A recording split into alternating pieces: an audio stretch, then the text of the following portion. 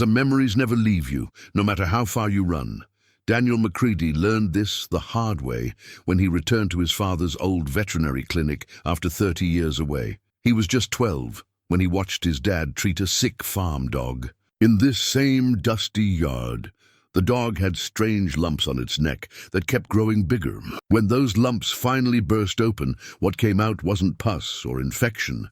It was something alive, something that moved on its own. His father didn't seem surprised, just sad and tired. That day changed everything between them. Now Daniel holds a photo of another dog with the same symptoms, and he realizes his father knew more than he ever let on. The question that drove him away all those years ago still haunts him. What was his father really hiding in these quiet Montana hills? Before we jump back in, tell us where you're tuning in from, and if this story touches you, make sure you're subscribed, because tomorrow I've saved something extra special for you.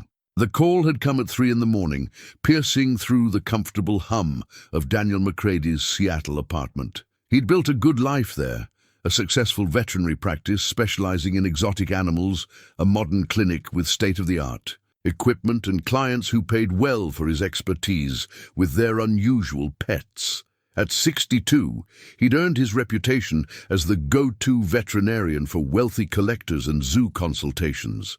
The ringing phone should have been routine. Emergency calls were part of the job he'd mastered over 3 decades, but this wasn't about a sick macaw or an injured lemur. The voice on the other end belonged to Martha Henley, the lawyer handling his father's estate. Old Doc McCready had been dead for 6 months, and Daniel hadn't attended the funeral, hadn't even opened most of the letters about settling affairs. He'd told himself he was too busy, but the truth sat heavier in his chest than he cared to admit.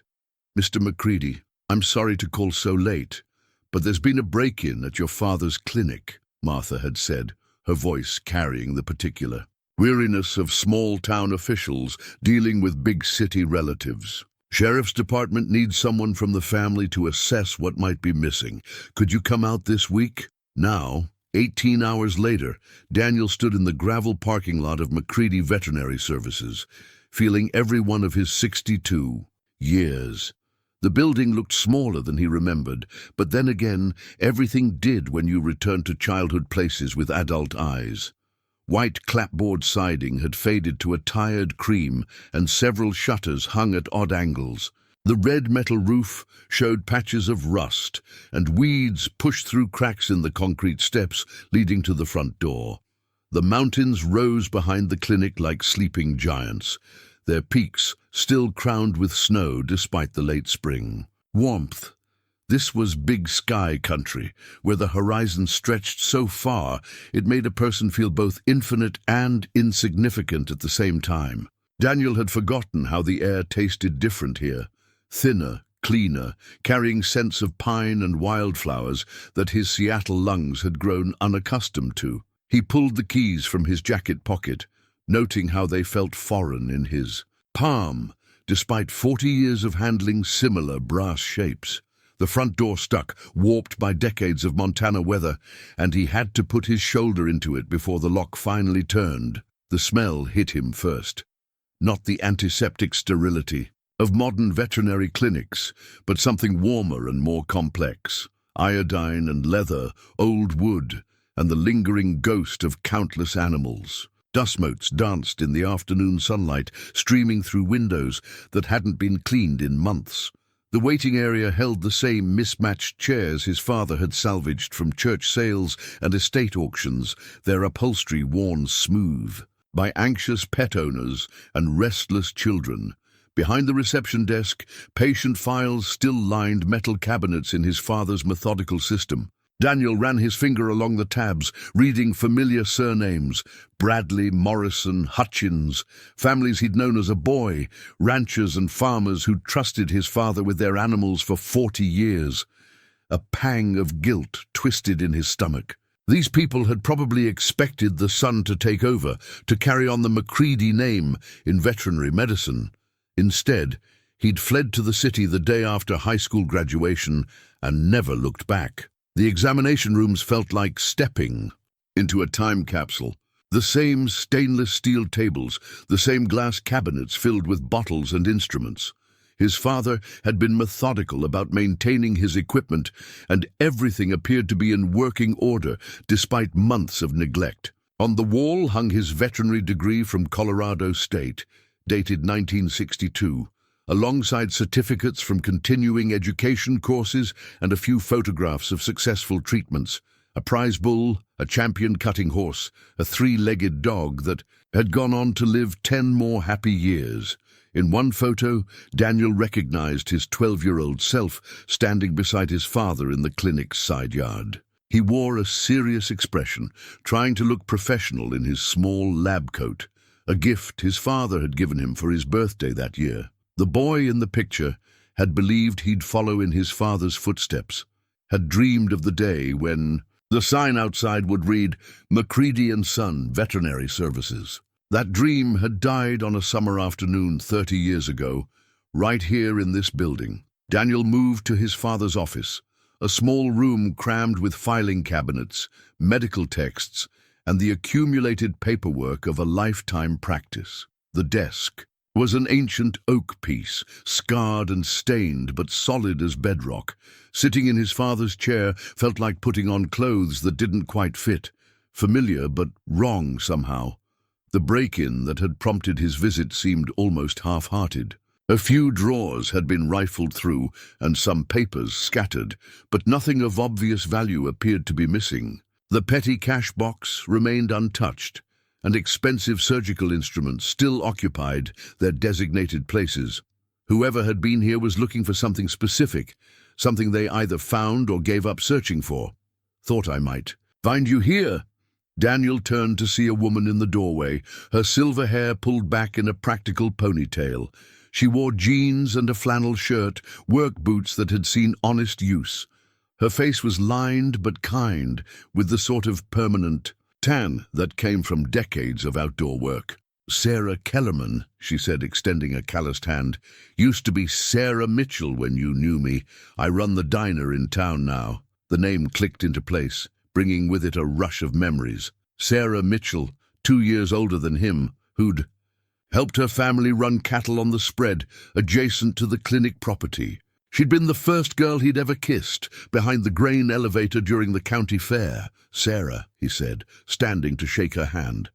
"It's been 30 years, she finished with a smile. "Give or take. I was sorry to hear you didn't. Make it back for your dad's service. Half the county turned out. He was a good man, Daniel. Helped a lot of folks over the years." The gentle rebuke in her words wasn't lost on him. Daniel looked away, focusing on the scattered papers on the desk. "I was in the middle of a complicated surgery. Couldn't get away." Sarah's tone suggested she'd heard similar excuses before. "Well, he's at peace now. That's what matters. You planning to reopen the practice?" "I don't know yet. I need to figure out what's salvageable, what the property's worth. I have my own clinic in Seattle." "Course you do. Heard you did well for yourself up there. Fancy clients, exotic animals." She moved to the window, looking out at the mountains. "Beautiful country, I'm sure. Different from this. Very different. Your dad talked about you sometimes. Said you were doing important work, helping animals most vets never see. He was proud, even if he didn't say so directly." Daniel felt heat rise in his cheeks. He had a funny way of showing it. Sarah turned back to him, her expression serious now. "Your father carried a lot of weight, Daniel. More than most folks knew. This practice was his life, but it was also his burden. Maybe he wanted better for you than shouldering the same load." Before Daniel could ask what she meant, the sound of a truck engine interrupted them. Through the window, he watched a battered Ford pickup pull into the gravel lot, its diesel engine knocking with the particular rhythm of a vehicle held together by determination and prayer. A man climbed out of the cab, moving with the careful deliberation of someone nursing an old injury. He was perhaps 10 years older than Daniel, with silver stubble and hands that told the story of a lifetime working with animals and machinery. In the truck bed, Daniel could see the outline of a large dog lying still on a blanket. "That's Tom." "Bradley," Sarah said quietly. He's got a problem you might want to look at. Been driving around for 3 days looking for a vet who'll see his dog. Closest one's in Billings. And Rex isn't strong enough for the trip."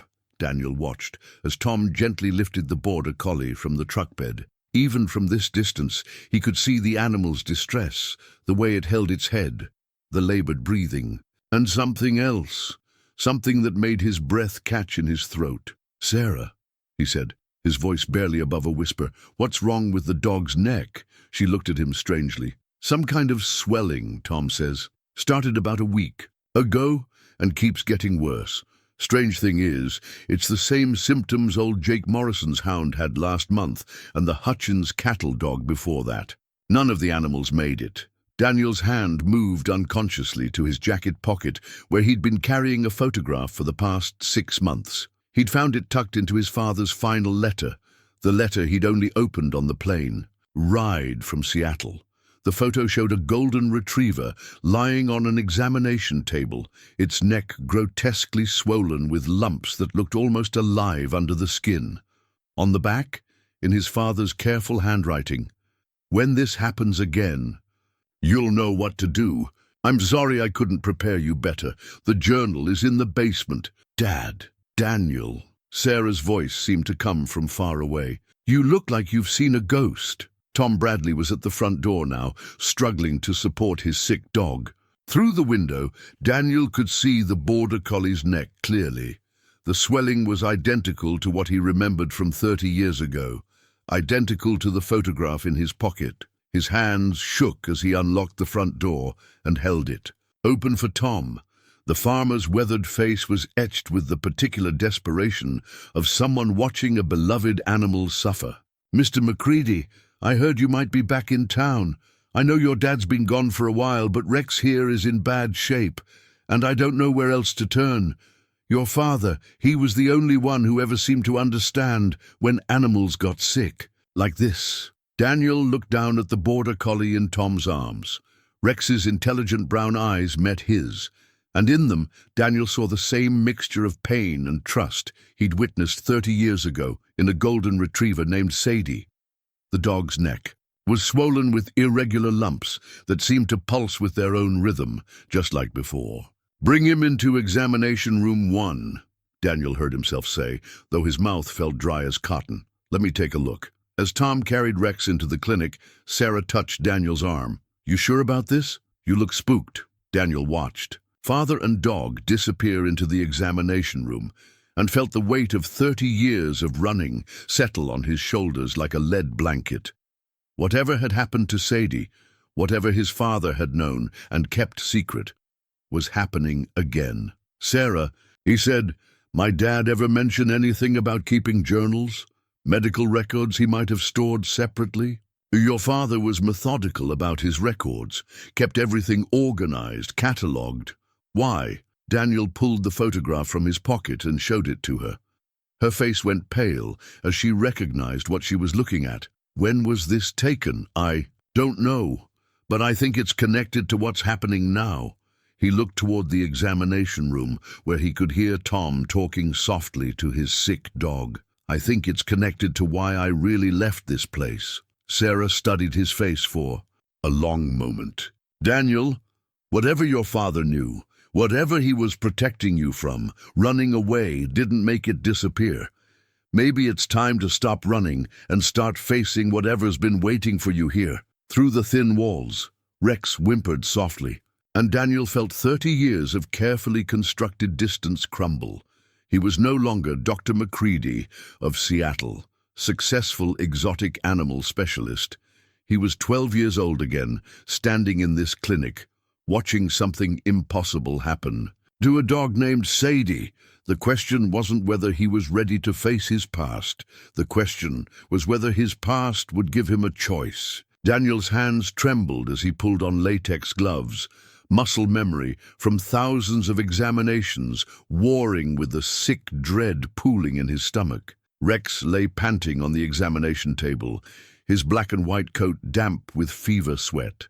Tom Bradley stood beside the table, one weathered hand resting protectively on his dog's flank. "He's been my shadow for 8 years, Tom said quietly. Best cattle dog I ever had. Smart as a whip, gentle with the calves but tough enough to handle. A bull when needed. Started showing signs about a week ago, just seemed tired at first, then the swelling began. Daniel positioned his hands around Rex's neck, feeling for the lumps he could see distorting the dog's natural contours. The moment his fingers made contact, he nearly jerked away. The masses felt wrong, not like the firm, discreet tumors he'd encountered in his city practice, but something that seemed to shift and pulse under the skin. They were warm, almost hot to the touch, and he could swear he felt movement within them. "Have you noticed any other symptoms?" Daniel asked, forcing his voice to remain steady. "Loss of appetite, behavioral changes, anything unusual in his environment?" He quit eating 3 days ago, won't even take treats. And Rex never turned. Down food in his life. Been drinking more water than usual, but that might be the fever. Tom's voice caught slightly. "Last night, I found him standing in the pasture, just staring up at the mountains, like he was listening to something I couldn't hear." Daniel felt a chill that had nothing to do with the clinic's poor heating. He remembered Sadie doing the same, eating in her final hours, standing motionless, her head tilted toward the mountains as if responding to some silent call. "Tom, I need to ask you something, and I want you to think carefully before you answer. Have there been any other animals in the area showing similar symptoms? Any livestock, pets, wild animals that seem sick in the same way?" Tom shifted uncomfortably. "Well, like Sarah mentioned, Jake Morrison lost his hound last month. Same kind of swelling, same fever. And the Hutchins family's dog died 2 weeks back. Old Pete Watson found a deer with something similar up near Black Rock Canyon, but he figured it was just a bad infection, all in the past 2 months. About that, yeah. Strange coincidence, but animals get sick. That's just part of ranch life." Daniel continued his examination, noting Rex's elevated temperature, rapid heartbeat, and the way the dog's pupils seemed slightly dilated. Everything matched what he remembered from that terrible day 30 years ago. But his 12-year-old mind had suppressed many of the clinical details. Now, with adult knowledge and experience, he could see patterns that had escaped his childhood understanding. The lumps weren't randomly distributed. They followed the major blood vessels and lymph nodes with surgical precision, almost as if something was deliberately targeting the dog's circulatory system. When he pressed gently on the largest mass near Rex's jugular, he felt the unmistakable sensation of something moving away from the pressure. Not the fluid shift of an abscess, but something with purpose and awareness. "Mr. Bradley, I'm going. To be honest with you, this isn't like anything in my normal experience. I'd like to keep Rex here overnight for observation and run some basic tests. In the morning we can discuss treatment options." Tom's face fell. "That bad, huh? Your father? He tried everything he could for the other animals, but none of them made it past a few days once the swelling started. My father treated animals with these same symptoms." "Oh, sure. Doc McCready saw every animal that got sick like this over the years. Must have been a dozen or more. He never could explain what caused it, but he sure tried hard to help, always seemed to take it personal when he lost one." Daniel felt the pieces of a larger puzzle beginning to arrange themselves in his mind. His father hadn't just witnessed the incident with Sadie. He'd been dealing with this mysterious condition for years, possibly decades.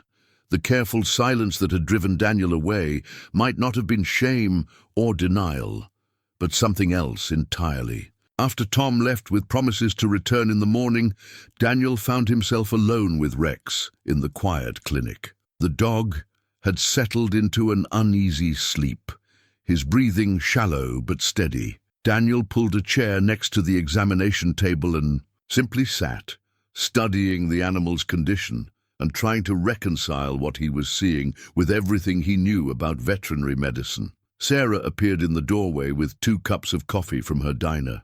"Thought you might need this. How's he doing?" "Stable for now." "Sarah, you said my father kept detailed records. Would those include cases like this? Everything got filed away in his system. But Daniel, if you're looking for answers about these sick animals, you might want to check the basement. Your dad spent a lot of time down there in his final years, especially after animals like Rex came in. Daniel had forgotten about the clinic's basement. As a child, it had been off-limits, his father's private domain where he stored old equipment and files. The narrow stairs creaked under his weight as he descended, Sarah close behind with a flashlight. The basement was larger than he remembered, stretching under most of the building's footprint. Metal shelving lined the walls, filled with boxes of old medical supplies, outdated equipment and filing cabinets that looked like they predated the clinic itself. But in the far corner, Daniel saw something that made his breath catch. A desk sat beneath a bare bulb, its surface covered with papers, photographs, and what appeared to be detailed anatomical drawings. Beside it, a locked filing cabinet bore a handwritten label, "Special Cases Private." "Did you know about this?" Daniel asked. Sarah shook her head. "Your father was a private man about his work. I knew he came down here often, but I never asked questions." Daniel tried the filing cabinet drawers, finding them locked, but the desk drawers opened easily, revealing a treasure trove of documentation that made his hands shake as he leafed through it. Patient files for animals, with names he didn't recognize, but symptoms that were all too familiar.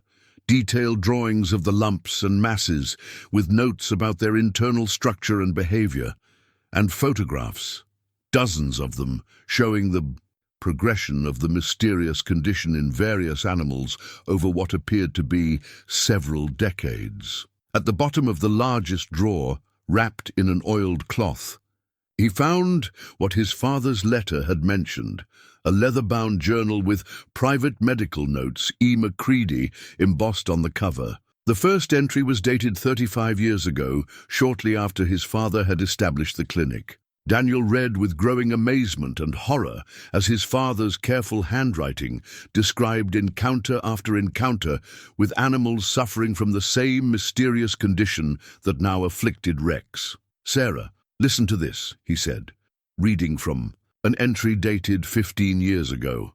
"The Morrison collie showed classic signs of parasitic infestation, but tissue samples reveal structures unlike anything in veterinary literature. The organisms appear to be highly specialized, targeting specific organs with surgical precision.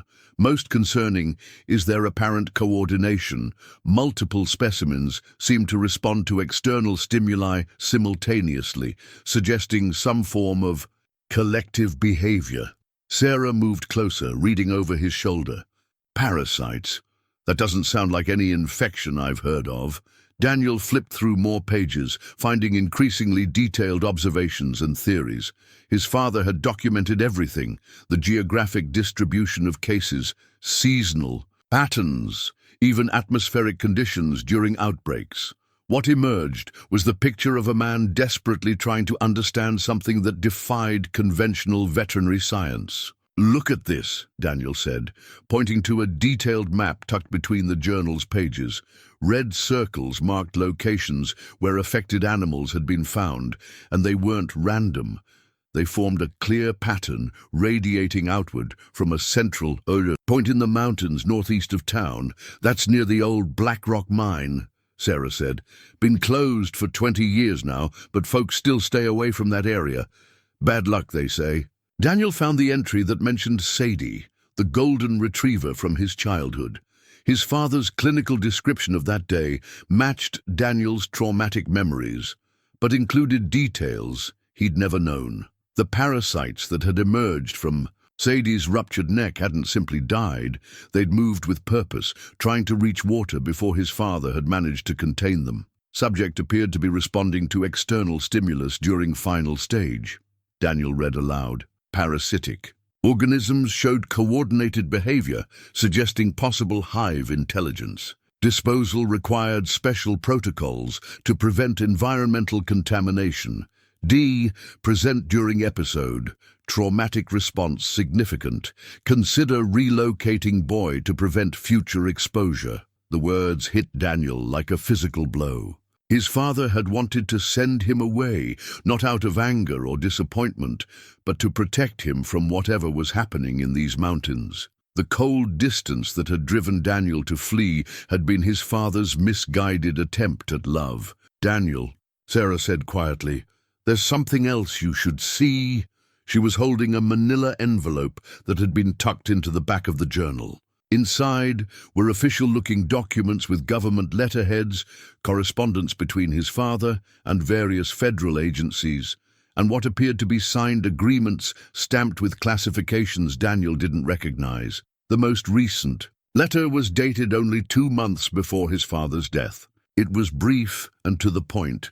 "Dr. McCready, monitoring stations indicate increased activity in your sector.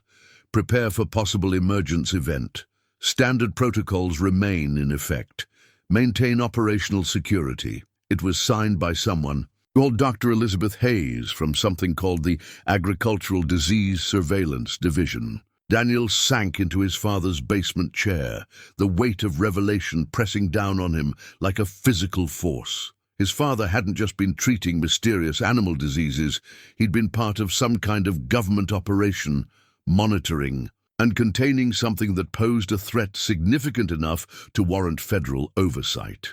Rex's soft whimper echoed down from the examination room above, a reminder that whatever his father had been fighting was happening again. And this time, Daniel was the only veterinarian within 100 miles who had any chance of understanding what they were dealing with. "Sarah," he said, looking up at her concerned face, "I think I need to make some phone calls. And we're going to need to watch Rex very carefully tonight. If my father's notes are accurate, the next 24 hours are going to be critical." As if summoned by his words, a distant rumble echoed through the mountains.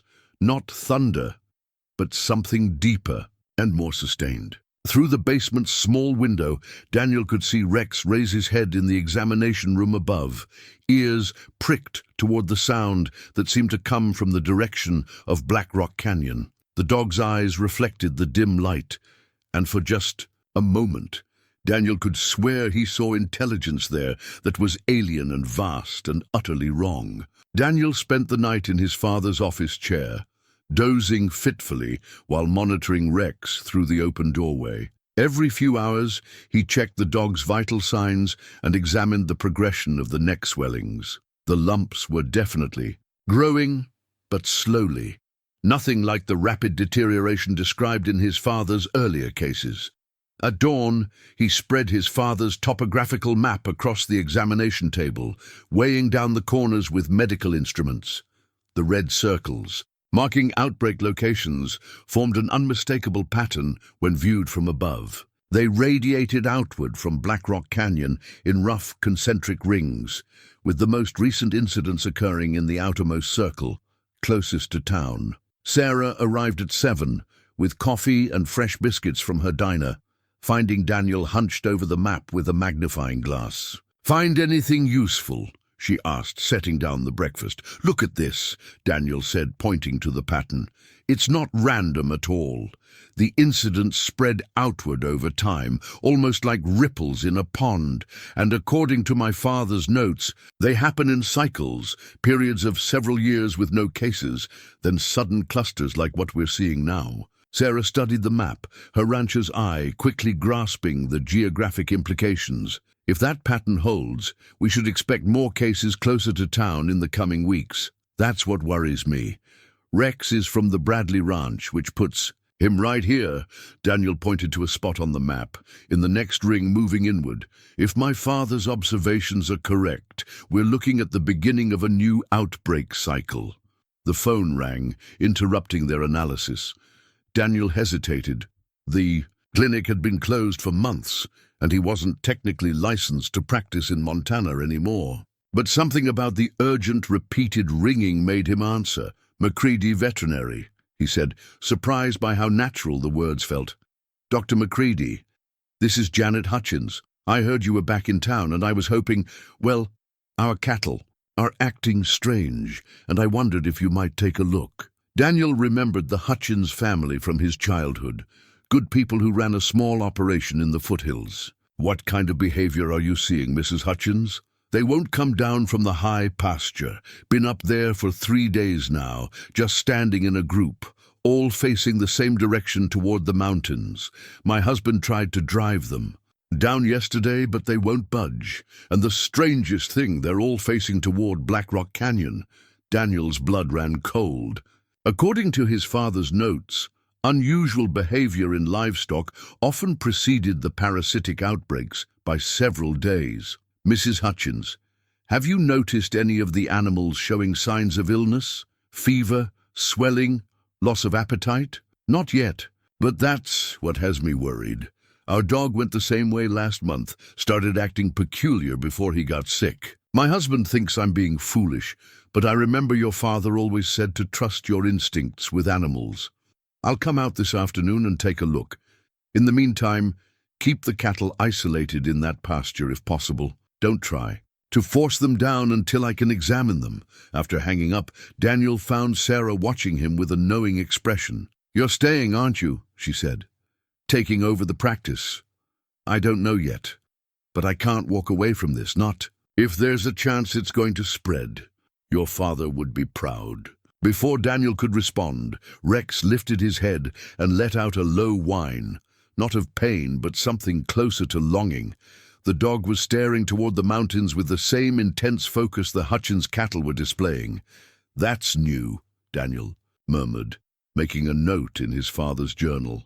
As he wrote, he noticed something else new, a slight tremor in Rex's left hind leg, rhythmic and regular like a heartbeat. The clinic's front door chimed, and a woman entered carrying a leather briefcase and moving with the purposeful stride of someone accustomed to authority. She was perhaps 45, with auburn hair pulled back severely and intelligent green eyes that immediately catalogued everything in the room. "Dr. McCready, I'm Dr. Elizabeth Hayes from the Agricultural Disease Surveillance Division. I believe your father may have mentioned me in his correspondence." Daniel felt Sarah tense beside him. The woman's credentials might be federal, but her presence felt more like an inspection than a consultation. "Dr. Hayes, I found your letters in my father's files. I wasn't expecting a visit." "No, I'm sure you weren't. Your father was supposed to maintain contact protocols, but we lost touch with him about 6 weeks before his death.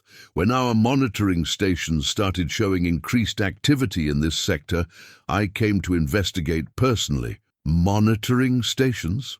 Sarah asked. Dr. Hayes glanced at Sarah with the mild annoyance of someone unaccustomed to civilians in her professional conversations. "Mrs. Kellerman, isn't it? I'm afraid this is a matter of federal oversight. Perhaps you could give Dr. McCready and me a few moments to discuss official business." Daniel stepped forward. "Sarah stays. She's been helping me understand my father's work, and she knows this community better than anyone. If you want my cooperation, she's part of the conversation." Dr. Hayes studied him for a moment, then nodded curtly. "Very well. Dr. McCready, I assume you've discovered your father's documentation regarding the parasitic incidents in this area?" "Some of it. I'm still trying to understand the scope of what he was dealing with. Your father was our primary containment specialist for this region. He monitored outbreaks, implemented isolation protocols, and ensured that sensitive information didn't reach the general public. It's a responsibility that typically passes to qualified family members. The implication hung in the air like a challenge. Daniel looked from Dr. Hayes to Rex, still trembling and staring toward the mountains. "What exactly are we containing? My father's notes describe these organisms, but they don't explain what they are or where they come from." "Your father didn't share the classified aspects of our operation, which was appropriate given your distance from the program. But if you're considering resuming his role, you'll need a complete briefing." "And if I'm not interested in resuming anything?" Dr. Hayes's expression hardened slightly. "Dr. McCready, we have satellite imagery showing heat signatures consistent with increased parasitic activity in the Black Rock region. Ground sensors are detecting subsonic vibrations that match pre-emergence patterns from previous cycles. Whether You choose to help us or not. This situation requires management. I'd prefer to work with someone who understands the local context, but I have other options. Sarah moved closer to Daniel. What kind of other options? Military containment, quarantine protocols, evacuations if necessary. Dr. Hayes opened her briefcase and pulled out a thick manila folder. I'd rather avoid those measures if possible. They tend to be disruptive to local communities. Daniel realized he was being maneuvered into a choice that wasn't really a choice at all. His father had carried this burden for decades, and now it was being handed to him whether he wanted it or not. Before I agree to anything, I want to see everything. Your files, your monitoring data, whatever classified information you've been keeping from my father. And I want to understand exactly what happened at Black Rock Canyon. Dr. Hayes smiled for the first time since entering the clinic.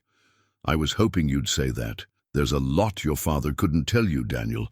But if you're willing to accept the responsibility, I can show you things that will change how you understand everything that's happened here. Rex whined again, and this time the sound was answered by a distant echo from the mountains, not another dog, but something deeper and more resonant that seemed to come from the earth itself. First, Daniel said, help me save this dog. Then we'll talk about everything else. Dr. Hayes worked with surprising efficiency, transforming the clinic's back office into a makeshift command center. She'd produced equipment from her vehicle that looked more suited to a CDC response team than an agricultural inspection, portable. Computers, communication devices, and several cases of instruments Daniel didn't recognize. Your father's treatment protocols were largely palliative, she explained while setting up a digital microscope. We've learned that the organisms respond to certain environmental triggers, but direct intervention often accelerates their development rather than slowing it. Daniel watched her prepare a blood sample from Rex, noting her practiced movements. You're not really from agricultural disease surveillance, are you? I am, technically. It's a subdivision of the Department of Homeland Security established. After the 2001 reorganization, we monitor biological threats to agricultural systems, but our mandate is broader than most people realize. Biological weapons, among other things. She placed the blood sample under the microscope and adjusted the magnification. Take a look at this. Daniel peered into the eyepiece and immediately recoiled. The blood sample writhed with activity that bore no resemblance to normal cellular movement. Thread-like organisms moved through the plasma with obvious purpose, and they seemed to respond to the microscope's light by clustering together in geometric patterns. They're organized, he said, looking up at Dr. Hayes. This isn't random parasitic behavior. No, it's not.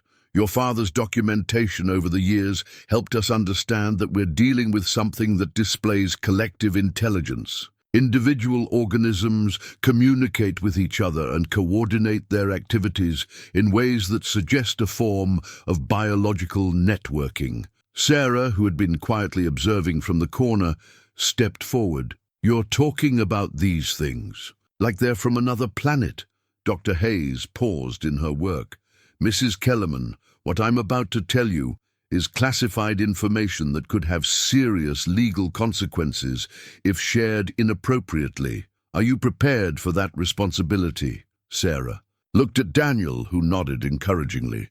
I've lived in this valley my whole life. I've seen things I couldn't explain, lost animals I cared about. If there are answers to be had, I want to hear them. Very well. Dr. Hayes pulled a manila folder from her briefcase and spread several documents across the examination table. In 1963, BlackRock Mining Company was conducting deep excavation for rare earth minerals when they broke through into a cavern system that wasn't on any geological survey. The initial exploration team reported unusual atmospheric readings and what they described as biological anomalies. Daniel studied the yellowed paperwork, incident reports, geological surveys, and what appeared to be military correspondence. What kind of anomalies? Organic structures that didn't match any known life forms. The team brought samples to the surface for analysis, and within 72 hours, several members were hospitalized with symptoms that baffled doctors. The decision was made to seal the excavation and classify the incident. But it wasn't contained, Sarah said, understanding dawning in her voice. No, the organisms had already escaped into the local ecosystem. They seemed to lie dormant for years at a time, then periodically emerge and seek new hosts. Your father was brought in as a consultant because the early incidents primarily affected livestock and pets. Daniel found his father's name on several of the documents, along with his signature on agreements he'd never known existed. How long has my family been involved in this? Your father was 26 when he was first contacted, fresh out of veterinary school, young enough to adapt to unusual circumstances, and isolated enough geographically to maintain operational security. He spent 40 years learning to manage these outbreaks and minimize their impact on the local population. A new piece of paperwork caught Daniel's attention, a contract bearing his father's signature and a federal seal. The language was dense with legal terminology, but the basic obligation was clear. Dr. Ezra McCready agreed to serve as primary containment specialist for biological anomalies in the Black Rock region, with the understanding that the position would eventually transfer to qualified family members. My father signed me up for this before I was even born, Daniel said, a mixture of anger and understanding washing over him. He hoped you'd choose the responsibility voluntarily. When you left for college and never returned, he assumed you'd rejected that path. But circumstances have a way of bringing people back to where they're needed. Rex whimpered from the examination table, and Daniel noticed that the tremor in his leg had spread to his other extremities. More concerning, the swellings on his neck seemed to be responding to the conversation, pulsing more rapidly whenever classified information was discussed. They're reacting to something, Daniel observed. The organisms in Rex are becoming more active. Dr. Hayes checked her instruments, frowning at the readings. Increased electromagnetic activity in the region. It happens during emergence cycles. The organisms become more sensitive to external stimuli as they prepare for the next phase of their development. Which is what, exactly? Reproduction. The parasitic phase is just the beginning. If left unchecked, the organisms eventually reach maturity and begin seeking mates. That's when individual cases become a widespread infestation. Sarah moved to the window, looking toward the mountains. The cattle Janet Hutchins mentioned, they're all facing the same direction. Could they be responding to some kind of signal? Almost. Certainly, the organisms use infected hosts to communicate across distances, probably through subsonic vibrations or electromagnetic fields we're still learning to detect. Your father's records show that behavioral changes in livestock typically precede major emergence events by 3 to 5 days. Daniel felt the weight of inherited responsibility settling on his shoulders like a familiar coat. His father had carried this burden alone for 4 decades, protecting the community from a threat they never knew existed. Now the choice was his. Accept the role he'd been born to fill, or walk away and let others deal with the consequences. What happened to the other families? He asked. The mining company employees, their children.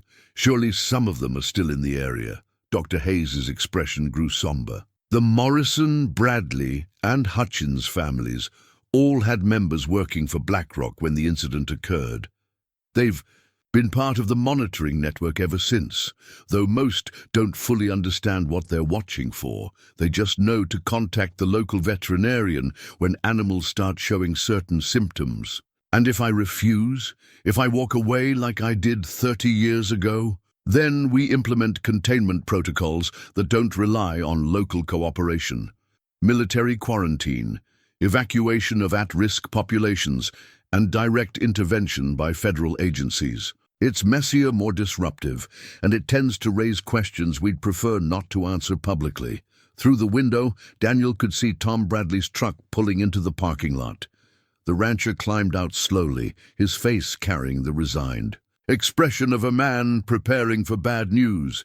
Rex's condition is worsening, Daniel said, checking the dog's vital signs. If I'm going to help him, I need to understand exactly what my father's treatment protocols involved. Your father's methods were largely experimental, adapted over years of trial and error, but there's something you should know before we proceed. Dr. Hayes pulled out a final document, a medical chart with Daniel's name at the top. When you were exposed to the organisms as a child, your father had you tested extensively.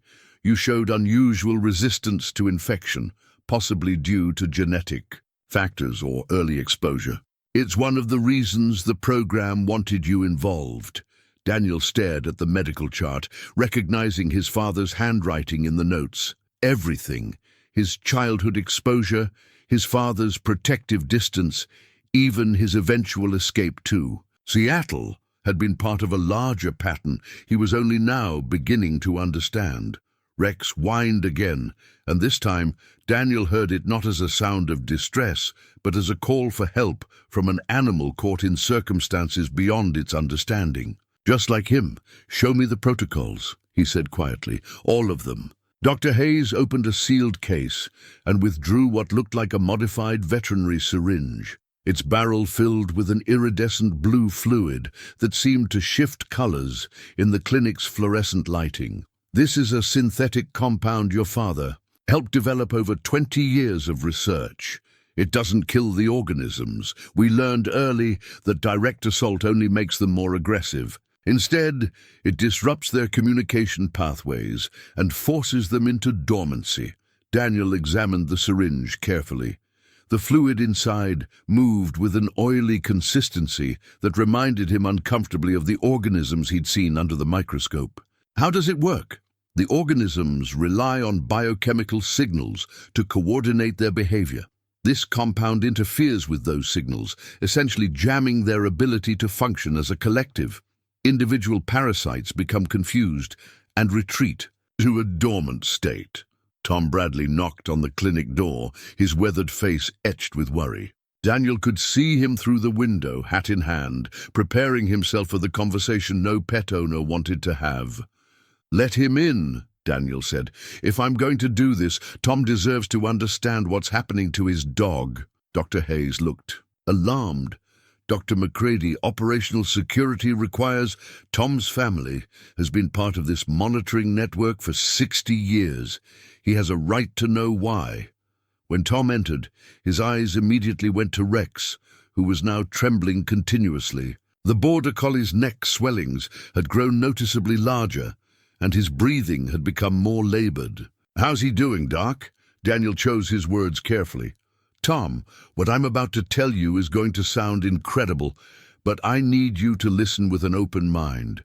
Rex isn't suffering from a normal infection. The organisms affecting him are unlike anything in standard veterinary medicine."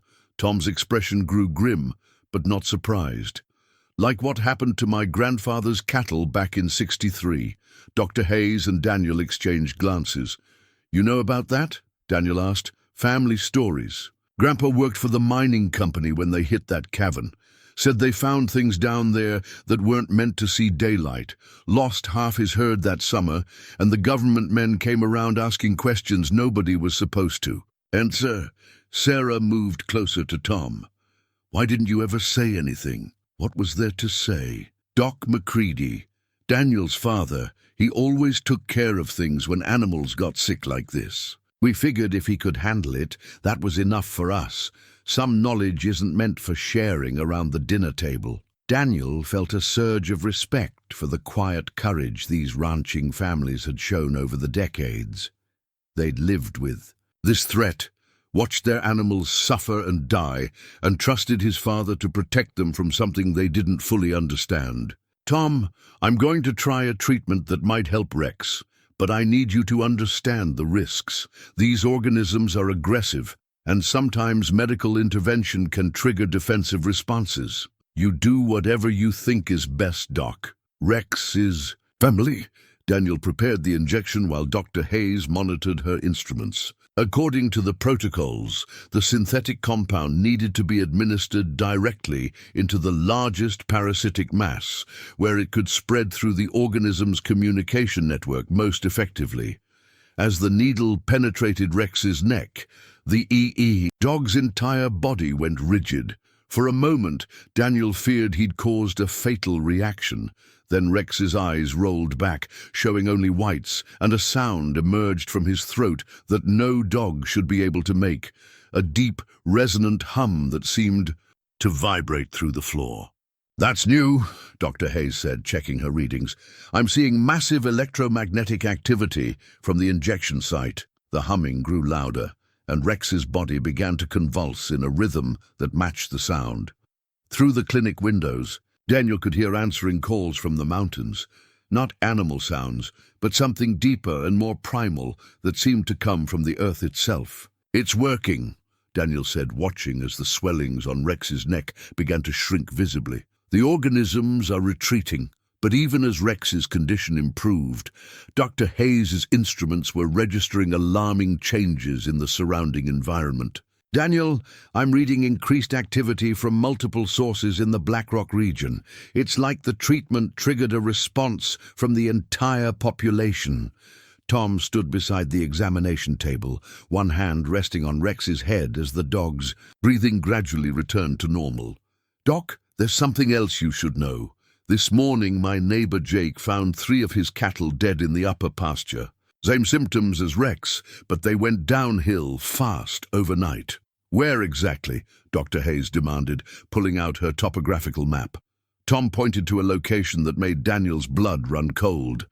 According to his father's documentation, that area had been clear of incidents for over 15 years. If the outbreak was reaching that far from the source, they were looking at a much larger crisis than anyone had anticipated. "Dr. Hayes," Daniel said, "how many of these emergence cycles has the government documented?" "This is the 7th since 1963. They typically last 6 to 8 weeks, with incident frequency increasing until the organisms reach reproductive maturity. Then they retreat to dormancy for several years, and if they're not contained. The 1987 cycle in Northern California required military intervention. Entire counties were quarantined under the pretense of an agricultural disaster. The cleanup took 6 months and involved resources we'd prefer not to deploy again." Rex opened his eyes, looking around the room with what appeared to be normal canine awareness. The alien intelligence that had briefly inhabited his gaze was gone, replaced by the familiar expression of a working dog trying to understand why he felt so terrible. "He's going to recover," Daniel said, checking the dog's vital signs. "But this treatment is temporary. The organisms are dormant, not dead. They'll become active again if triggered by the right stimuli, which means Rex needs to stay away from the emergence zone," Dr. Hayes added, "and we need to establish a perimeter around the affected area before more animals are exposed." Tom scratched Rex behind the ears, relief evident on his weathered face. "How long before he's back to normal?" "A few days for full recovery. But Tom, you need to keep him away from the high country until this is over. And if you see any other animals showing similar symptoms, call immediately." As Tom prepared to leave with Rex, Daniel realized he'd just taken his first step into his father's world. The treatment had worked, but it had also announced his presence to whatever intelligence was coordinating these outbreaks. There would be no backing away now. "Dr. Hayes," he said as Tom's truck disappeared down the gravel road, "I need to see the Black Rock site. If I'm going to understand what my father was fighting all these years, I need to see where it started." She studied his face for a long moment. "That's exactly what I was hoping you'd say. But first, there's something else you need to know about your father's final months. He wasn't just monitoring the organisms. He was trying to communicate with them." Dr. Hayes led Daniel to her vehicle, a modified SUV that looked standard from the outside, but contained equipment that belonged in a research laboratory. She retrieved a locked metal case from the cargo area and set it on the clinic's front step. Your father's final communications with our department became increasingly erratic in his last months, she said, entering a complex code into the case's digital lock. He began reporting behavioral changes in the organisms that didn't match previous emergence cycles. Inside the case, nestled in custom foam padding, was a device that looked like a hybrid between a hearing aid and a sophisticated radio. Thin copper wires extended from a central processor, and the entire assembly was covered in what appeared to be organic material, something that pulsed with a faint bioluminescent glow. "What is it?" Daniel asked, though part of him already suspected. The answer: a communication interface. Your father built it using organic components recovered from deceased hosts. He believed the organisms were trying to establish contact with human researchers, and he wanted to understand their intentions. Sarah, who had been quietly listening from the clinic doorway, stepped closer. "You're saying these things can talk?" "Not in any conventional sense. But they do appear to exchange complex information through biochemical and electromagnetic signals. Your father thought he could decode those signals and possibly establish a dialogue." Daniel examined the device more closely. The organic components were clearly not human tissue. They had the same thread-like structure he'd observed under the microscope, but they'd been arranged in geometric patterns that suggested deliberate engineering. "Did it work?" Dr. Hayes hesitated. "To some extent, yes. Your father's final reports described receiving what he interpreted as mathematical sequences, star charts, and what might have been historical records.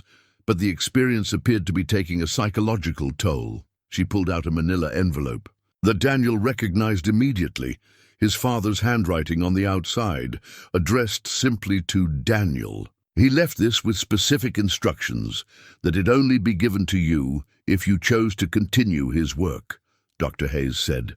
"I was supposed to deliver it in person if you decided to take over the containment protocols." Daniel's hands shook slightly as he opened the envelope.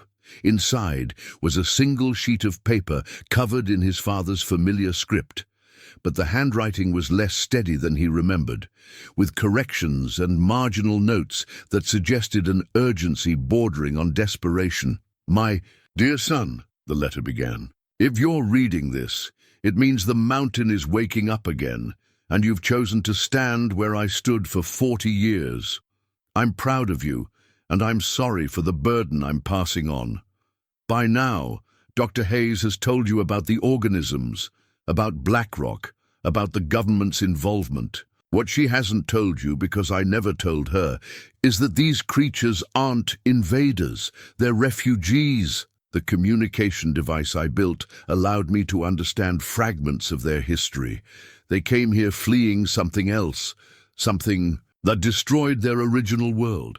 The parasitic phase isn't reproduction, it's adaptation. They're trying to modify Earth's life forms to create compatible hosts for their offspring.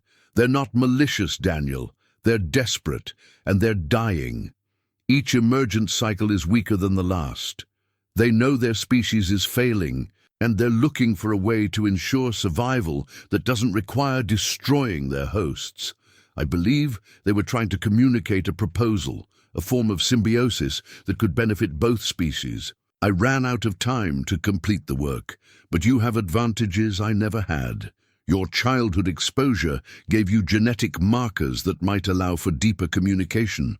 The choice of whether to continue this research is yours.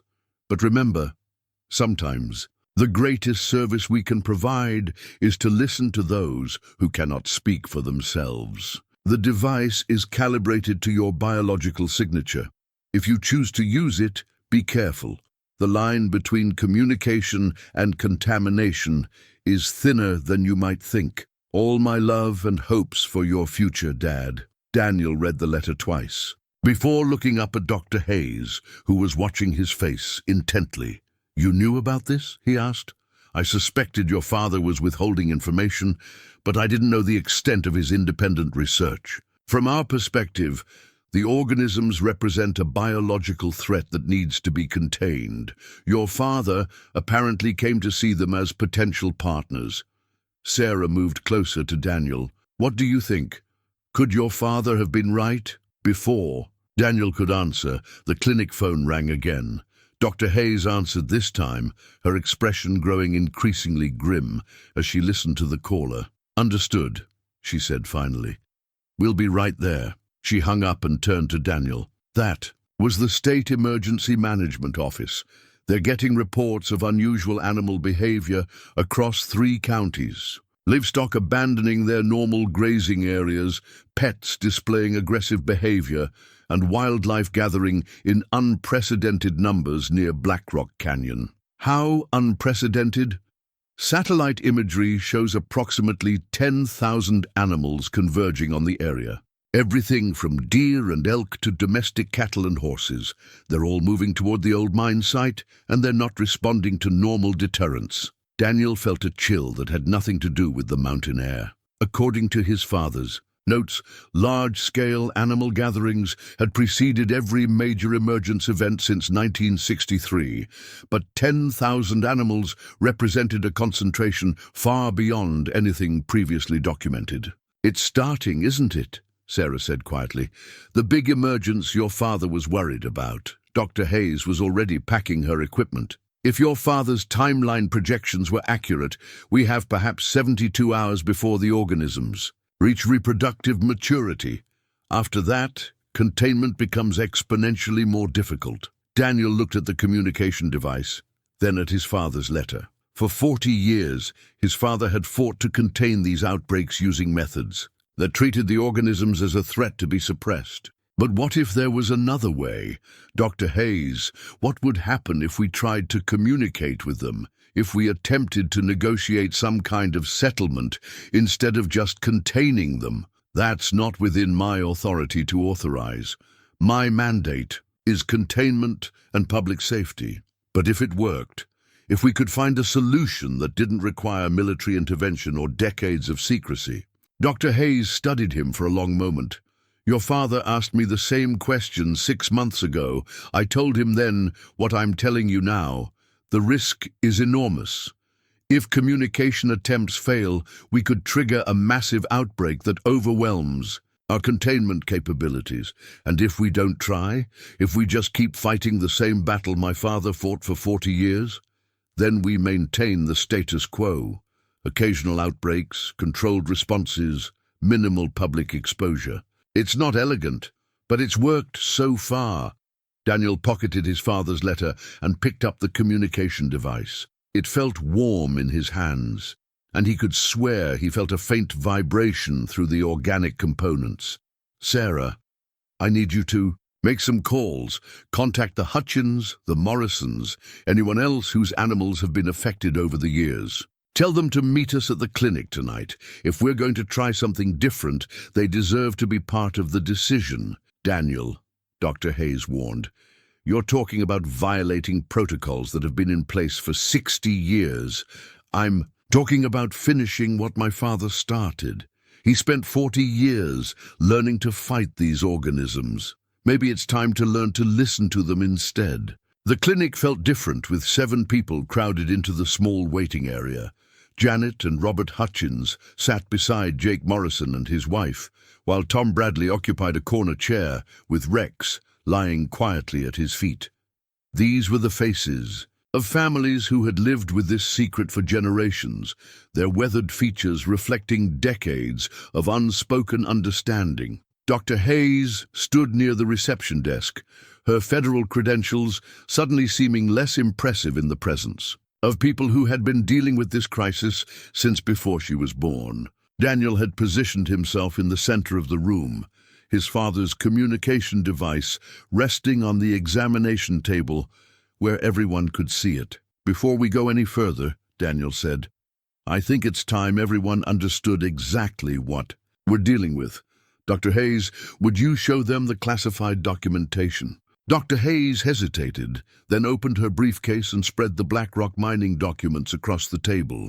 The families leaned forward, recognizing names and dates from their own family histories. My grandfather's signature, Jake Morrison said, quietly, pointing to a witness statement from 1963. He always said something bad happened at that mine, but he never talked about details. None of our families were supposed to talk about details, Robert Hutchins added, but we all knew. Animals got sick in ways that didn't make sense. Government people came around asking questions, and Doc McCready always seemed to have answers. Nobody else had. Dr. Hayes cleared her throat. What I'm about to tell you represents classified information that could result in federal charges if disclosed inappropriately. However, given the current circumstances, operational security protocols allow for limited briefing of essential personnel. She paused, looking around the room at faces that showed no surprise, only patient attention. The truth is, Dr. McCready wasn't just your local veterinarian. For 40 years, he served as the primary containment specialist for a classified government operation monitoring biological anomalies in this region. The sick animals you brought to him weren't suffering from normal diseases. They were infected with organisms that don't exist anywhere else on Earth. We figured as much, Janet Hutchins said simply. Doc McCready always seemed to know exactly what to do when animals got sick in that particular way, and he never charged us for those treatments. Daniel felt a strange sensation, as if pieces of a puzzle were rearranging themselves in his mind. He never charged you? Not once, Tom Bradley confirmed. Said it was part of his community service. Always struck me as odd for a man trying to make a living, but we weren't about to argue with free veterinary care. Dr. Hayes looked uncomfortable. Dr. McCready received compensation through federal channels for his containment work. Local families weren't supposed to bear the financial burden of treatments related to classified incidents. But there's more, Daniel said, feeling certainty grow in his chest. Dr. Hayes, you told me that this position typically passes to qualified family members. How many other families in similar programs have that arrangement? I don't have access to comparative data from other regions. How many? Daniel pressed. Dr. Hayes avoided his eyes. The McCready assignment is unique in several respects.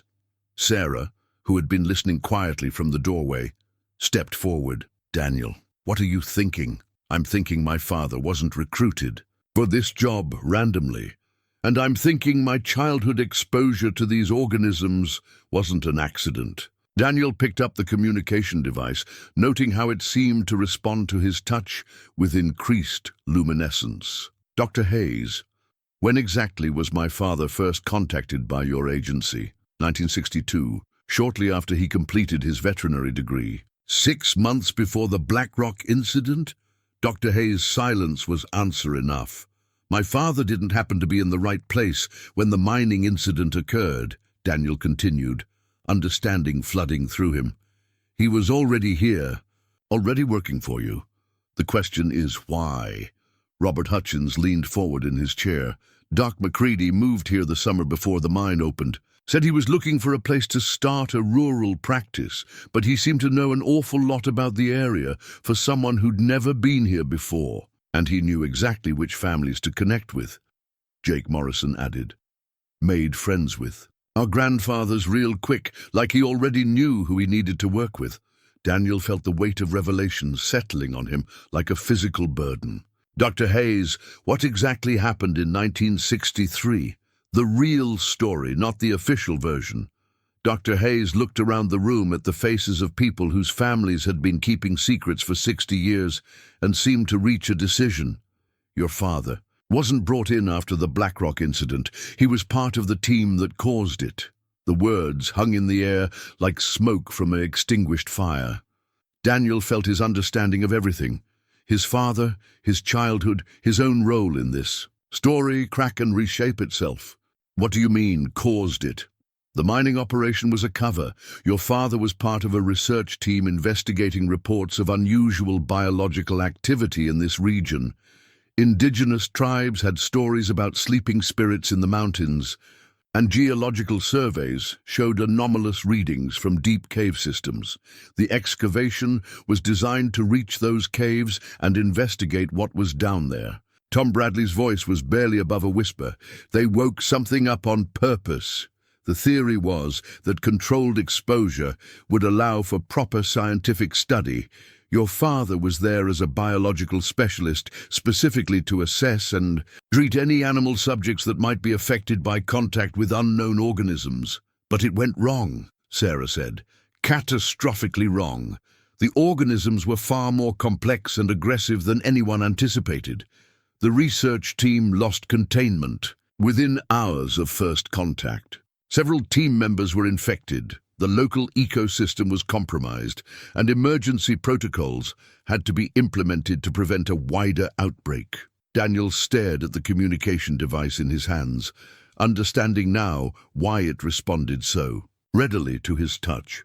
My father didn't just study these organisms, he was exposed to them from the beginning, repeatedly and intentionally, as part of the research protocol. The goal was to understand how they affected human biology and whether immunity could be developed.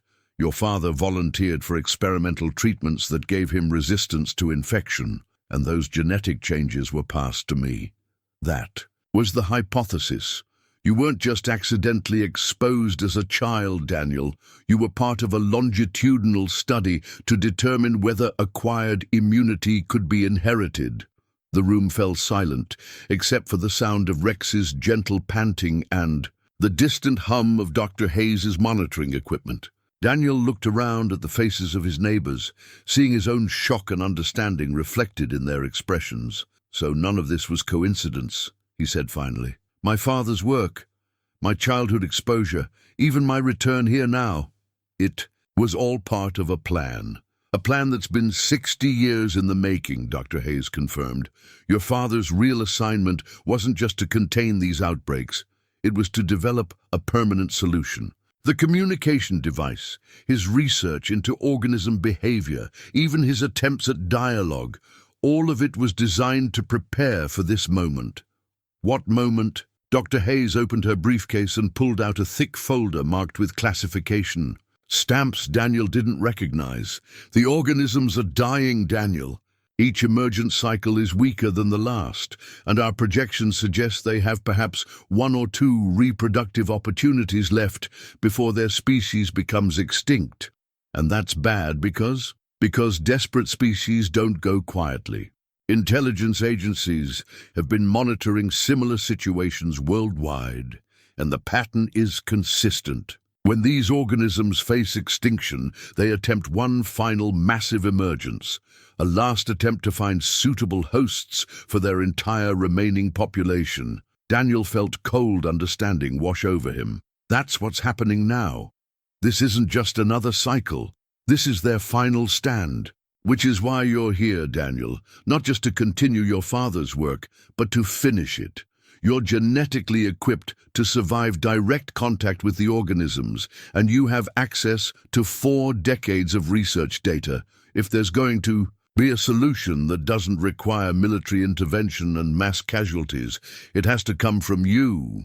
Daniel looked at the communication device, then at the faces of the families who had trusted his father for generations. The weight of genetic destiny pressed down on him, but so did something else, the possibility that he could end this cycle of secrecy and fear that had shaped so many lives. What exactly are you asking me to do? Dr. Hayes met his eyes steadily. Go to Black Rock Canyon, make contact with the source organisms, and negotiate the future of 2 species. The drive to Black Rock Canyon took 40 minutes along increasingly rough mountain roads, past abandoned mining equipment and warning signs that had weathered to illegibility. Daniel rode in Dr. Hayes' modified SUV, the communication device secured. In a protective case beside him, behind them, a convoy of pickup trucks carried the families who had insisted on being part of whatever was about to happen. You understand, this is completely outside established protocols, Dr. Hayes said for the 3rd time, her knuckles white on the steering wheel.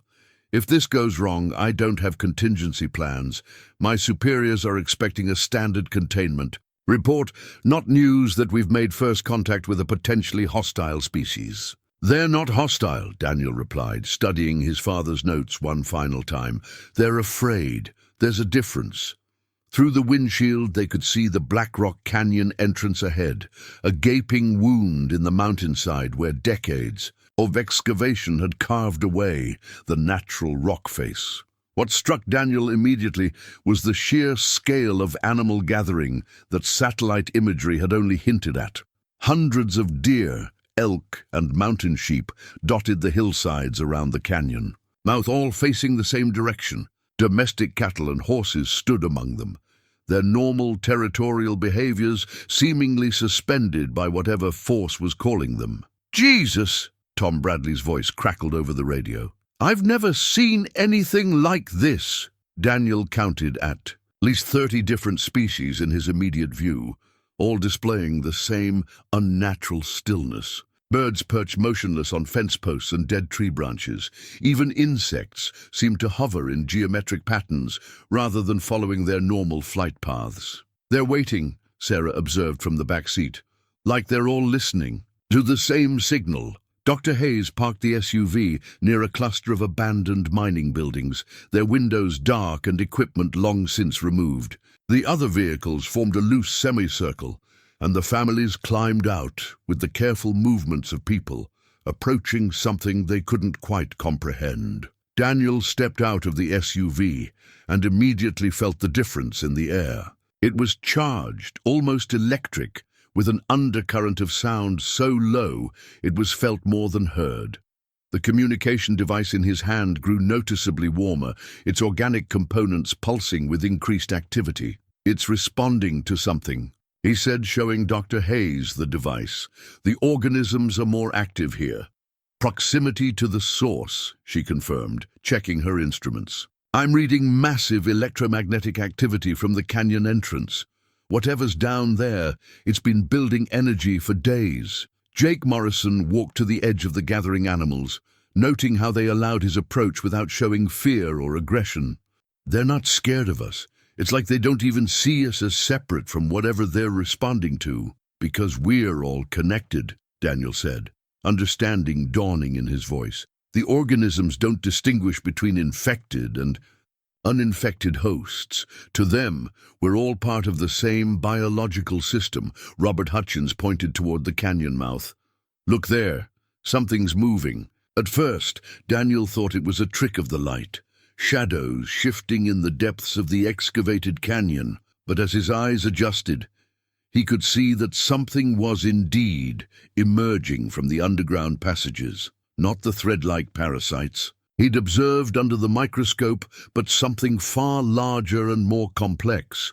"Dr. Hayes," he said quietly, "how big did your father's notes say the source organisms could get?" She consulted her files with shaking hands. "Individual specimens were never directly observed.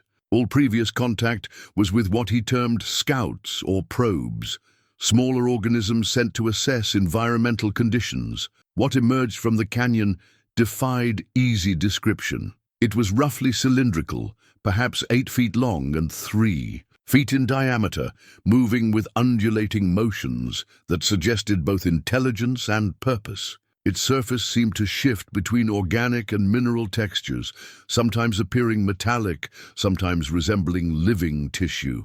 "Is that one organism or many?" Janet Hutchins asked. "I think it's both," Daniel replied, watching as smaller thread-like extensions reached out from the main body, some connecting with the gathered animals, others seeming to test the air and ground. "It's a collective entity made up of thousands of individual organisms working together." The creature, for lack of a better term, moved slowly toward their group, and Daniel felt the communication device in his hand grow almost hot. The organic components were pulsing rapidly now, and he could swear he heard something like music coming from the device. Complex harmonies that seemed to bypass his ears and resonate directly in his bones. "It's trying to communicate," he said, holding up the device. "The signals are getting stronger." Dr. Hayes backed toward the vehicles. "Daniel, we should establish a safe distance before attempting any communication protocols." "No," he said firmly. "Running is what we've been doing for 60 years. My father spent decades trying to understand these beings from a distance, and all it accomplished was a stalemate." If we're going to end this cycle, we need to meet them as equals. Daniel walked forward, leaving the safety of the group. The assembled animals parted to create a clear path between him and the approaching organism.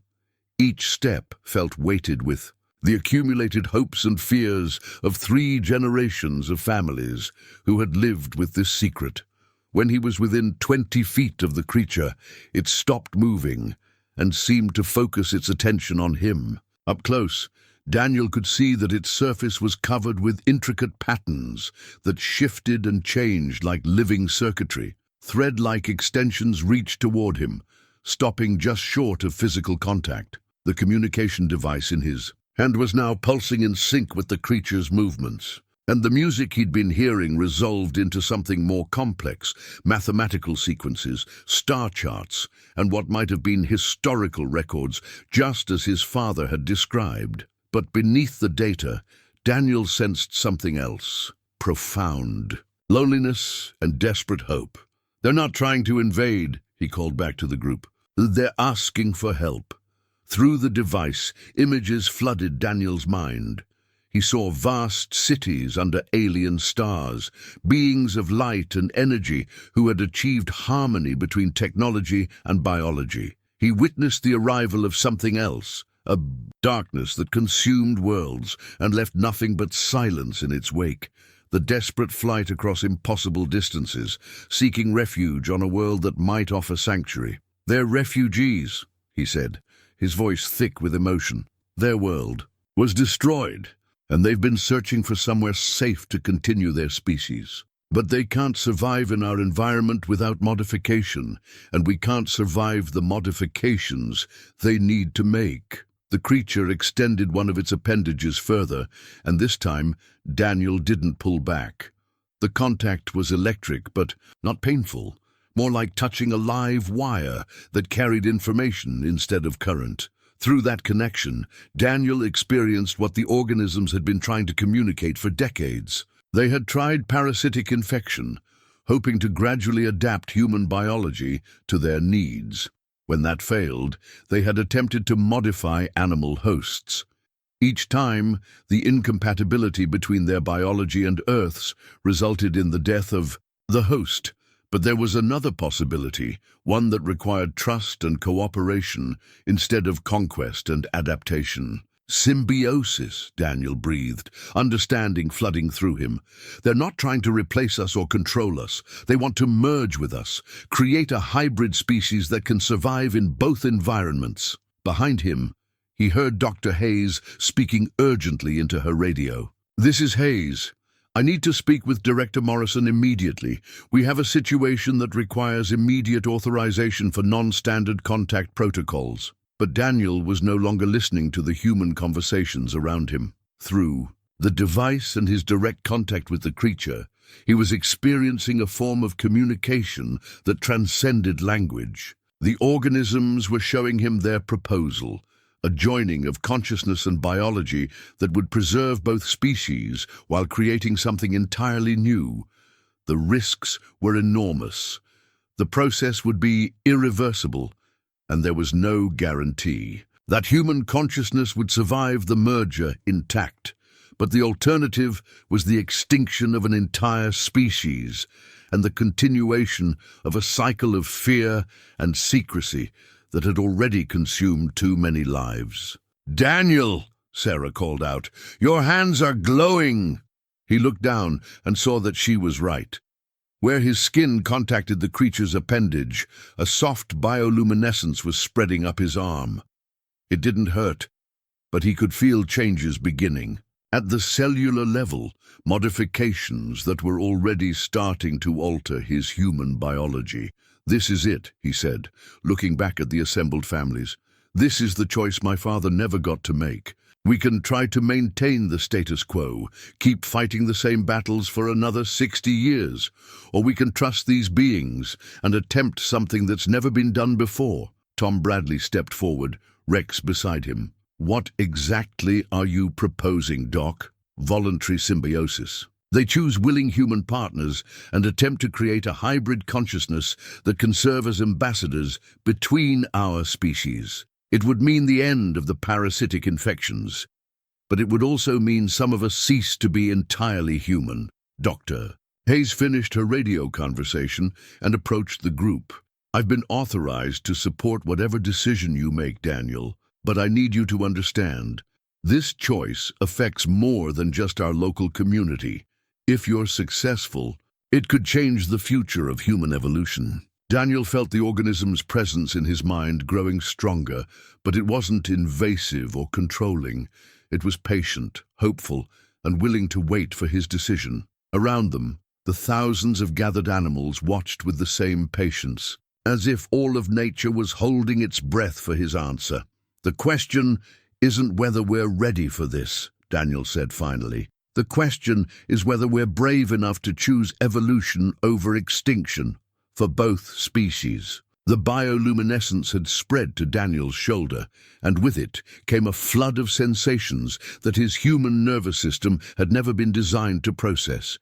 He could feel the electromagnetic signatures of every living thing within a mile radius. Not just their location, but their emotional states, their health, even their individual memories encoded in neural patterns. Daniel, Dr. Hayes called out, her voice tight with concern, your vital signs are spiking beyond safe parameters. We need to break the connection. But Daniel found he couldn't withdraw from the contact even if he wanted to. The merger process had reached a critical threshold, and the organism's consciousness was now intertwined with his own, in ways that made separation potentially fatal to both species. Through their shared awareness, Daniel experienced the creature's true nature. It wasn't a single entity, but a collective consciousness made up of millions of individual organisms, each contributing their unique perspective to a vast communal mind.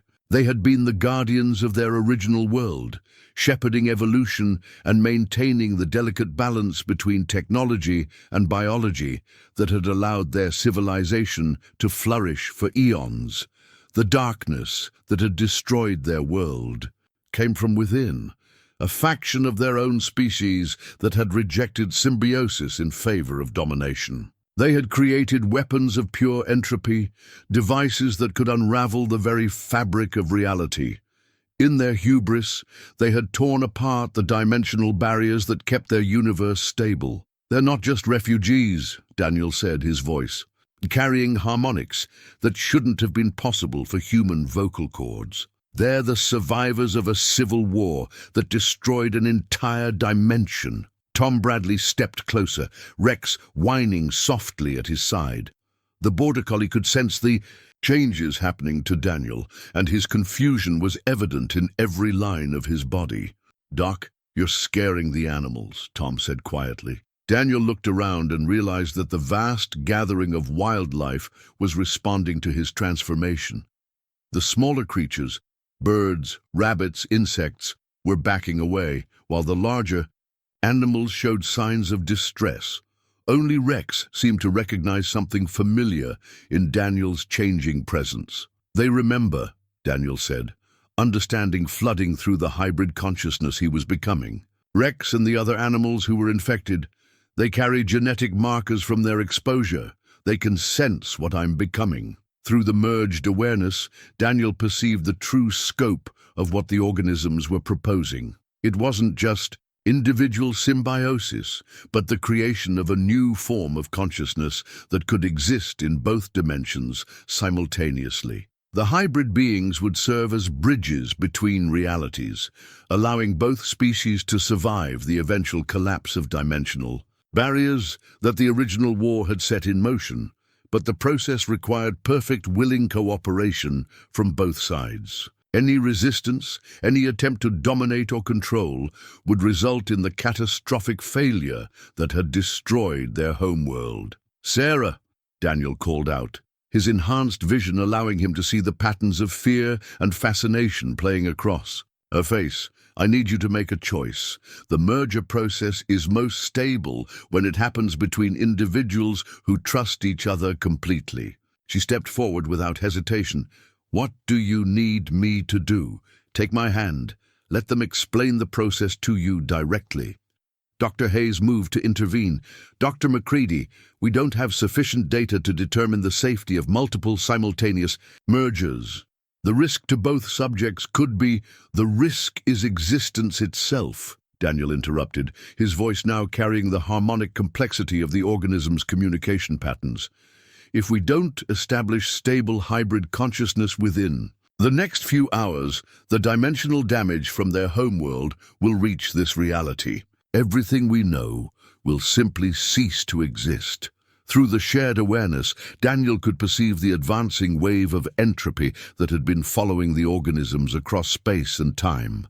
It moved slowly by cosmic standards, but relentlessly, unraveling the mathematical constants that allowed matter and energy to maintain coherent forms. Sarah took his hand, and immediately her expression shifted from fear to wonder as the organism's consciousness touched hers. Daniel felt her mind opening like a flower, welcoming the alien presence with a trust that made the merger process smooth and natural.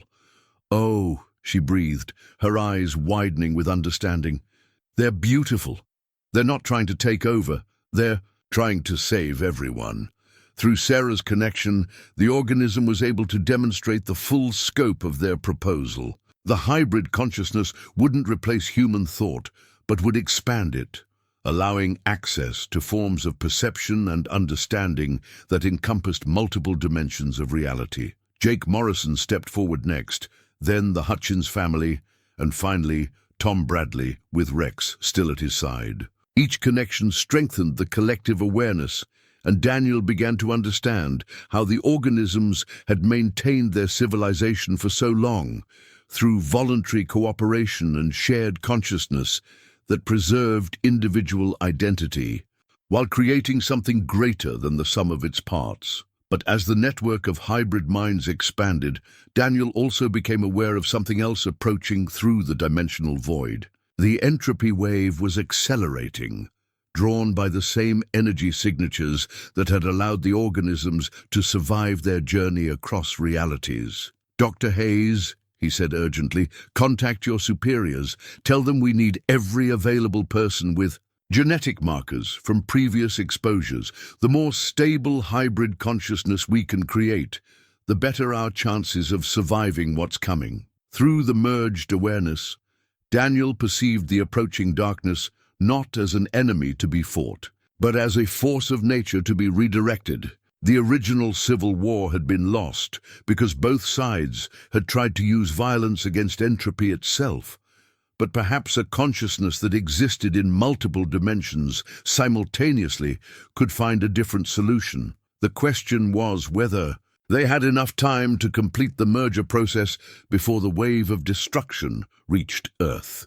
Dr. Hayes worked frantically with her communication equipment, coordinating with federal agencies while the hybrid network expanded around her. Through her radio, urgent voices reported similar gatherings occurring at sites across the globe, places where previous contact with the organisms had left genetic markers in local populations. Beijing station reports 10,000 people experiencing spontaneous genetic activation, she called out. Same thing happening in Peru, Northern California, and the Australian outback. Whatever you've triggered here, it's happening worldwide. Daniel, now fully integrated with the organism collective, could perceive each of those distant gatherings as bright points of consciousness in a vast network spanning the planet. The hybrid minds were awakening everywhere the organisms had left, their subtle influence over the decades creating a web of awareness that transcended individual human experience. But with expanded perception came terrible clarity about what they were facing. The entropy wave wasn't just approaching, it was accelerating as it detected the dimensional breach that the organism's presence had created on Earth. Daniel could see it now as a crawling darkness that devoured the mathematical constants underlying reality itself, leaving behind spaces where physics simply failed to function.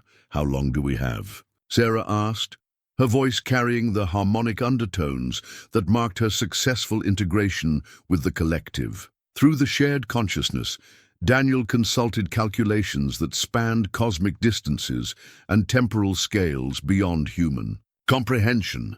6 hours until the wave reaches our solar system, maybe less. Tom Bradley, his weathered hands now glowing with the same bioluminescence that marked the others, knelt beside Rex.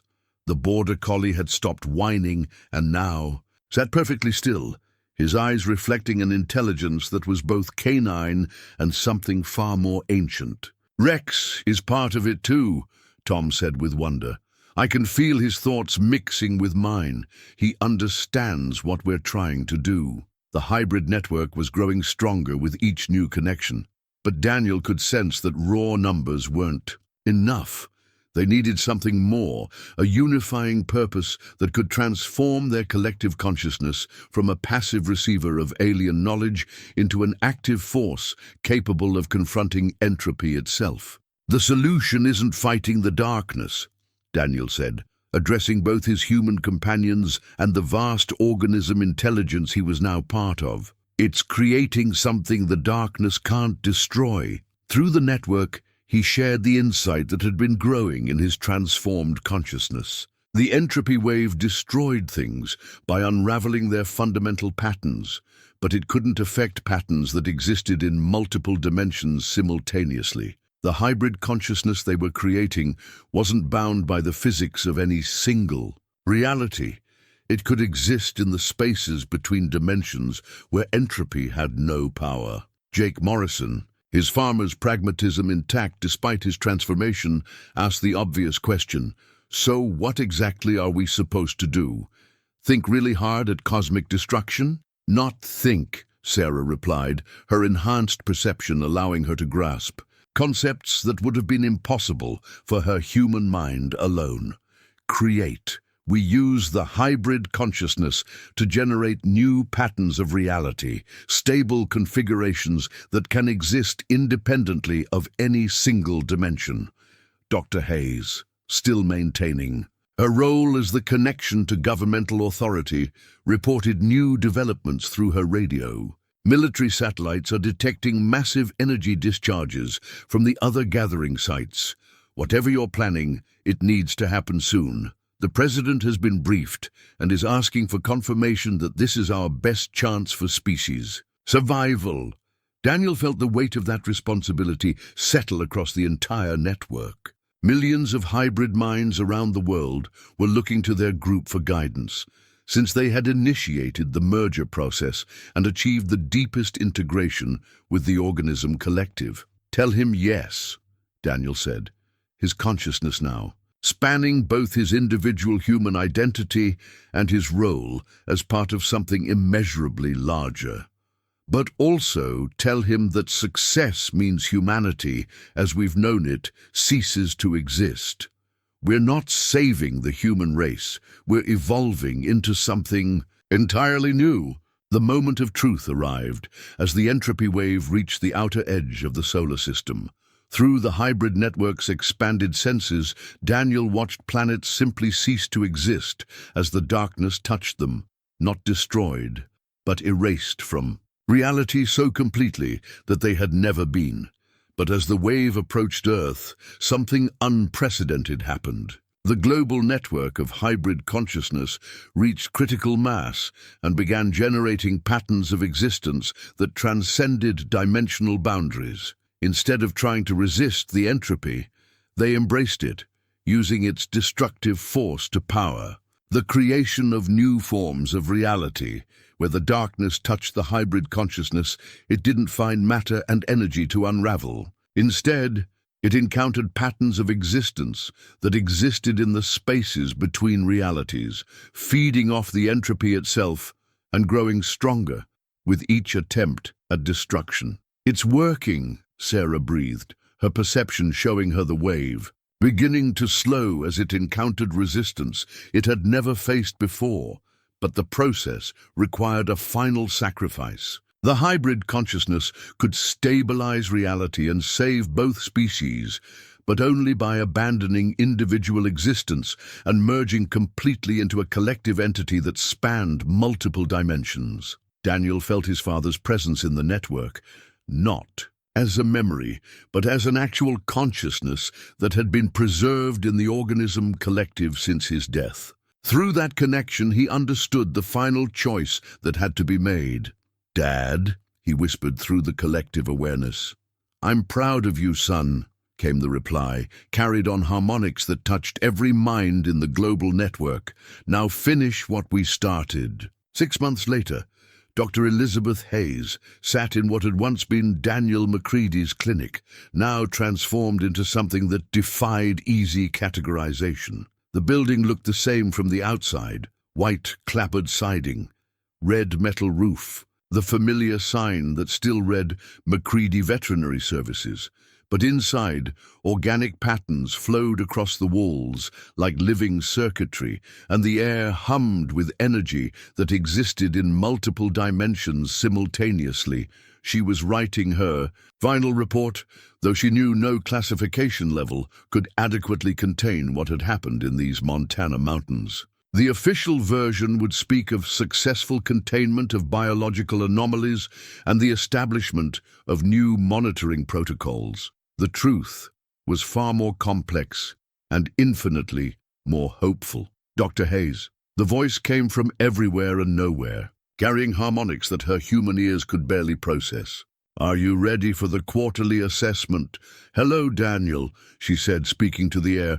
"Or should I say, hello to all of you?" A gentle laugh echoed through the room, and for a moment she could almost see him, the 62-year-old veterinarian, who had chosen evolution over extinction for 2 species. But Daniel, as an individual, no longer existed, at least not in any way that human language could describe. He was part of something larger now, a collective consciousness that spanned dimensions and included not just the refugee organisms, but thousands of humans who had undergone the voluntary merger.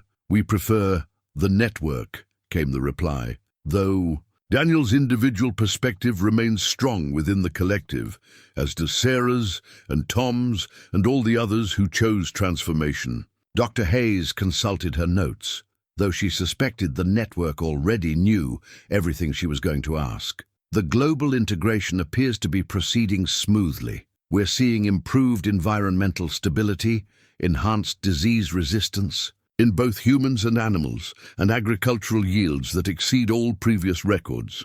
The symbiosis benefits both realities," the network confirmed. "We are able to exist stably in your dimension, while humans gain access to perspectives and abilities that transcend individual consciousness. And the entropy wave has been successfully redirected into harmless dimensional space." Through the clinic windows, Dr. Hayes could see the changes that had swept through the valley. Crops grew in perfect geometric patterns that maximized yield while maintaining soil health. Animals moved with purpose and intelligence that suggested they were no longer operating on instinct alone. Even the weather seemed more predictable, as if nature itself had gained access to expanded awareness. But the most remarkable change was in the people. Those who had chosen to remain fully human lived in harmony with the hybrid consciousness, their communities becoming more efficient, more peaceful, and more creative than anything in recorded history. The network didn't rule or control. It simply provided guidance and perspective that helped solve problems before they became crises. There have been some concerns from government officials about sovereignty and national boundaries, Dr. Hayes reported. Several world leaders are questioning whether humanity still has autonomous decision-making capability. "A reasonable concern," the network replied, and Dr. Hayes could hear Daniel's individual voice more clearly in the response. "But ask yourself, have you ever felt pressured or controlled by our presence? Has any human been forced to act against their will?" She considered. The question, honestly. In 6 months of working with the network, she had never experienced anything that felt like coercion or manipulation. The hybrid consciousness offered suggestions and shared knowledge, but humans remained free to accept or reject that guidance. If anything, people seemed more autonomous, more capable of making decisions based on complete information rather than fear or incomplete understanding. "No," she admitted. "If anything, I feel more free than before. But some people are afraid of change, even positive change. Fear is natural. Your father understood that, Daniel. Change is frightening when you can't see the full picture. But we are patient. Transformation happens at the speed of trust, not the speed of technology. Dr. Hayes made notes in what would be her final report on the Montana incidents. After 6 months of observation, she had reached the conclusion that humanity had not been conquered or replaced, but had instead been offered a choice that most science fiction had never imagined. Voluntary evolution guided by wisdom, rather than survival pressure. What happens next, she asked. The same thing that always happens next, came the reply, and she could hear Sarah's warm laughter in the harmonics. We live, we grow, we learn. We take care of each other and the world we share. The only difference is that now we have the wisdom and perspective to do it well. Rex appeared in the doorway, his coat now shimmering with the same bioluminescence that marked the hybrid consciousness. But his essential dog nature remained intact. He still wagged his tail, still sought attention and affection, still chased rabbits through the fields around the clinic.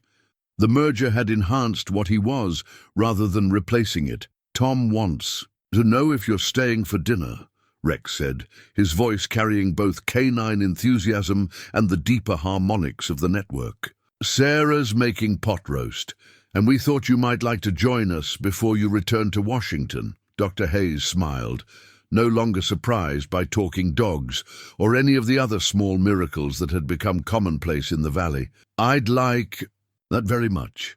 As she gathered her papers and prepared to file her final report, she reflected on how profoundly the world had changed and how natural those changes had come to feel. The secret that had burdened 3 generations of ranching families was now a gift shared freely with anyone willing to accept it. The cycle of fear and containment had ended not with victory over an alien threat, but with the recognition that sometimes the greatest courage lies in choosing trust over suspicion. Outside, the Montana mountains stood unchanged against the evening sky, but Dr. Hayes knew they now sheltered something unprecedented in human history, a community where 2 species had chosen cooperation over conflict, wisdom over fear, and hope over the comfortable certainty of ancient divisions. Her radio crackled with a message from Washington requesting her estimated time of arrival for debriefing.